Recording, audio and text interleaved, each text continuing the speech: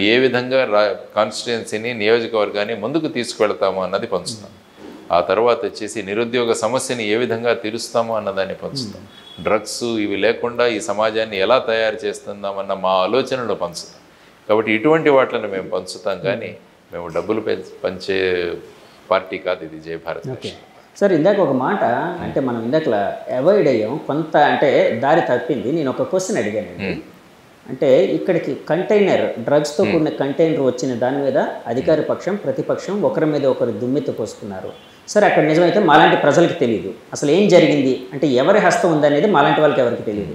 కానీ being a investigative officer అంటే ఇంతకు ముందు మీకు ఎక్స్పీరియన్స్ ఉంది కాబట్టి, అంటే ఇప్పుడు అక్కడ విషయాలన్నీ ప్రతిదీ తెలియాలని కాదు, కానీ ఏం జరిగి ఉండొచ్చు అన్న దాని మీద ఒక క్వశ్చన్ అడిగాను సార్. దాన్ని అంటే ఒక్కసారి చెప్పండి. ఇప్పుడు ఏమవుతుందంటే దాంట్లో unless you have the details, container order చేసిన వాళ్ళు ఎవరు, ఎందుకు చేశారు, భారతదేశంలోనే ఈస్ట్ ఇంత తక్కువ ధరలో మనకు దొరుకుతున్నప్పుడు బ్రెజిల్ నుంచి తీసుకురావాల్సిన అవసరం ఏంటి?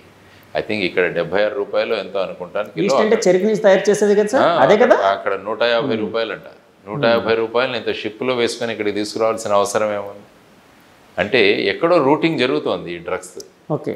ఎందుకంటే ఇంతకుముందు ముంద్రా పోర్టు కూడా మీరు చూసుకుంటే 2021-22లో 3000 కిలోల హీరోయిన్ దొరికింది అక్కడ. అది కూడా ఎవరో విజయవాడ వాళ్ళు ఆర్డర్ చేసిన కంటైనర్, అక్కడ ఇంటర్సెప్ట్ అయింది. అంటే ఈ ఆంధ్రప్రదేశ్ అన్నది ఒక డ్రగ్స్ క్యాపిటల్గా తయారైందా? ఎక్కడ గంజాయి పట్టుబడినా కూడా దాని మూలాలన్నీ కూడా మన ఇక్కడ ఏజెన్సీ ప్రాంతంలో ఏఓబిలో జరుగుతున్నాయి. ఆంధ్ర ఒరిస్సా బార్డర్ దగ్గర కల్టివేషన్. సో ఇవన్నీ చూసుకుంటుంటే ఏమవుతుంది ఫైనల్గా రాష్ట్రం గురించి, రాష్ట్రంలోని యువతరం ఏమవుతోంది? చాలా డ్రగ్ అడిక్షన్ సెంటర్లో చూసినా కూడా చాలా హృదయ విదారక కండిషన్లు ఉంటున్నాయి. చాలామంది కుటుంబాల్లో బయటికి రావట్లేదు, చాలామంది పిల్లలు డ్రగ్ అడిక్ట్స్ అవుతున్నారు. నేను ప్రచారంలోకి వెళుతున్నప్పుడు చాలామంది చెప్తారు సాయంత్రం అవగానే ఇక్కడ ఫ్రీగా డ్రగ్స్ దొరుకుతాయండి, అంత యథేచ్ఛగా దొరుకుతున్నాయండి అంటారు వాళ్ళు. తల్లిదండ్రులు చెప్తున్నది. ఎందుకంటే ఫైనల్గా ఆ పిల్లలను తల్లిదండ్రులుగా భరించాల్సి. సార్, వ్యవస్థలు ఏం చేస్తున్నట్టే సార్? మరి చేయాలి వ్యవస్థలు.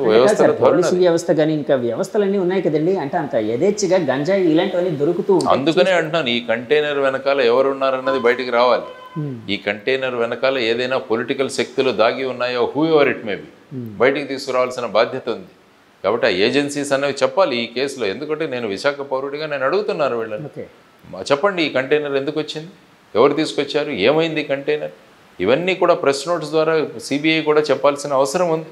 ఎందుకంటే ఇది ఒక స్మాల్ ఇన్వెస్టిగేషన్ కాదు, it is affecting the lifes of people. ప్రజల యొక్క జీవితాలతో, యువతరం యొక్క జీవితాలతో ఆడుకుంటున్న విషయం. ఈ విషయంలో క్లారిటీ రావాలి, లేకుంటే తల్లిదండ్రులు ఎంత ఆందోళనలో ఉన్నారో మీకు తెలియదు. సో వీటన్నిటి గురించి ఆలోచించాలన్నదే మా కాన్సెప్ట్. 2014లో మీరు ఎలక్షన్ హియరింగ్లో ఉన్నారు. 14 పరిస్థితులు కూడా గమనించి ఉండొచ్చు మీరు. అంటే ఎందుకంటే మీరు అప్పటికే చాలా కాలేజీలు ఇలాంటివి తిరుగుతూ ఒక సోషల్ అవేర్నెస్ ప్రోగ్రామ్స్ చాలా చేసేవారు. 2019 నుంచి రాజకీయాలకి గమనిస్తున్నారు. ఇప్పుడు ఫుల్ ప్లెజ్డ్గా రాజకీయాలు అయితే ఉన్నారు. సో అప్పటికి అంటే 2014 నుంచి 5 ఏళ్ళు బేరీజ్ వేస్తే ఒక పార్టీ అధినాయకుడిగా మీకు ఎలాంటి ఆలోచన వస్తుందండి? ఏముంది, రాష్ట్రం అంటే టీడీపీ ప్రాతినిధ్యం వహించిన కాలం అండ్ వైసీపీ ప్రాతినిధ్యం వహించిన కాలం, ఈ రెండు ప్రభుత్వాలు కూడా ప్రత్యేక హోదా తీసుకురాలేకపోయాయి. ప్రత్యేక హోదా ఒకటి వచ్చింటే రాష్ట్ర పరిస్థితులే మారేవి. మరి ఇక్కడ ప్రత్యేక హోదా ఇవ్వలేమంటున్నాం. మరి అక్కడ డోలారా గిఫ్ట్ సిటీకి ఇన్ని రాయితీలు ఎందుకు కల్పిస్తుంది ప్రభుత్వం, కేంద్ర ప్రభుత్వం? అహ్మదాబాద్ నుంచి 40 కిలోమీటర్ల దూరంలో గిఫ్ట్ సిటీ అన్నది ఒకటి తయారవుతుంది పెద్దది. ఎక్కడా లేని విధంగా అక్కడ ఈ ఫైనాన్షియల్ సోర్సెస్ అన్నీ కూడా, అక్కడ స్టాక్ ఎక్స్చేంజ్ కూడా రాత్రి 11 గంటల వరకు నడుస్తుంది. ముంబైలో కూడా నడవదు, దేశంలో ఎక్కడ నడవదు. కాబట్టి అక్కడ నడిపిస్తున్నారు. నడిపించే తలుచుకుంటే దెబ్బలకు మరి ఇక్కడ మరి మాకెందుకు ఇవ్వట్లేదని వీళ్ళు ఎందుకు అడగలేకపోతున్నారండి? మీరు అడుగుతారు రేపు? నేను అడిగాను, నేను రోజు అడుగుతున్నాను. నేను అరెస్ట్ అయ్యాను ఈ విషయంలో. ఢిల్లీలో వెళ్ళి ఏపీ భవన్లో జంతర్ మంతర్లో ఆందోళన చేశాము మేము, అక్కడ సెమినార్లు కండక్ట్ చేశాము. ఇక్కడ ప్రతి ప్రాంతంలో కూడా మేము దీని గురించి మాట్లాడుతున్నాం. మరి ఇవన్నీ అవుతుంటే మరి ఏమి పట్టినచ్చు ఉన్నది ఈ పార్టీలు? మళ్ళీ వాళ్ళతోనే వెళ్ళి పొత్తు పెట్టుకుంటున్నారు. మరి ఏమీ చేయలేదని అడగట్లేదు. ఏమైంది రాష్ట్రం ఫైనల్గా? ఇప్పుడు 12-13 లక్షల కోట్ల అప్పుల్లో ఉన్నదట. మరి ఏం చేశారు మీరు? ఇంతకుముందు రాజధాని లేదు, పోలవరం లేదు, రైల్వే జోన్లు లేవు, విభజన హామీలు లేవు. మరి ఒకరి మీద ఒకరు ఉచితాలు మేము వాళ్ళు ఒకరికి ఇస్తే మేము ముగ్గురికి ఇస్తాం, వాళ్ళు 5,000 ఇస్తే మేము 10,000 ఇస్తాం, ప్రతి మహిళకు మేము 1,800 రూపాయలు ఇస్తాం అన్న ధోరణిలో వీరు వెళుతున్న ఈ సందర్భంలో ఏదో ఒకటి మనం చేయాలన్నది అందరికీ అర్థం అవ్వాలి అంటే ప్రజలు. ఒకవేళ మీరు అధికారంలోకి వస్తే అనుకోండి, వస్తే ఉచితాలు ఇలాంటివన్నీ తీసేస్తారా అండి? సంక్షేమం ఉంటుంది, ఉచితాలు సంక్షేమం. అంటే సంక్షేమానికి ఉచితానికి తేడా ఏంటండి? ఏ విధంగా అంటే సంక్షేమం అంటే ఏమవుతుందంటే ఆ డబ్బులు ఏవైతే ఖర్చు పెట్టామో దానివల్ల సమాజానికి ఉపయోగం అవ్వాలి. ఉచితం అంటే ఏమవుతుందంటే డైరెక్ట్గా ఒక వ్యక్తికి, ఫర్ ఎగ్జాంపుల్ మీరు 45 సంవత్సరాల వయస్సు పూర్తి అయ్యి మీరు సామాజిక వర్గానికి చెందితే మీకు 15,000 రూపాయలు, అది ఉచితం. అదే నేను ఒక ఫ్యాక్టరీ పెడతాను, ఆ ఫ్యాక్టరీలో మీకు ఉద్యోగం ఇస్తాను. అంటే ఉచితాలు అనేవి వ్యక్తి స్వార్థం, వ్యక్తి స్వార్థం సంక్షేమం అనేది సమాజ స్వార్థం, సమాజానికి సమాజ సేవ.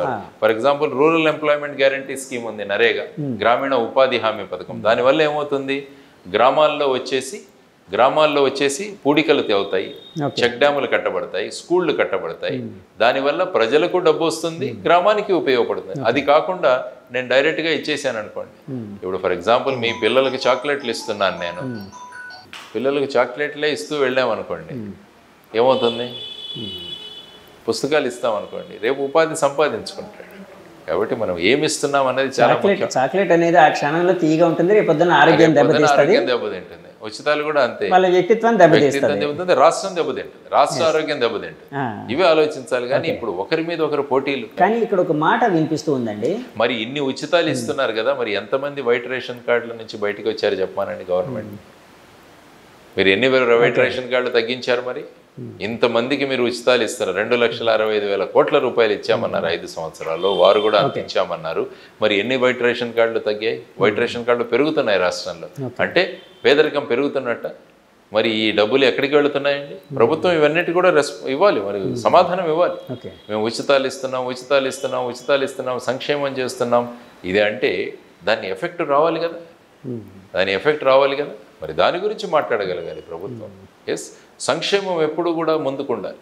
మనది వెల్ఫేర్ స్టేట్, రాజ్యాంగం తీసుకున్నా కూడా వెల్ఫేర్ స్టేట్. ఎందుకని ఎప్పుడు సంక్షేమము ఉచితాల మధ్య మనం డిఫరెన్స్ తీసుకురాగలగాలి.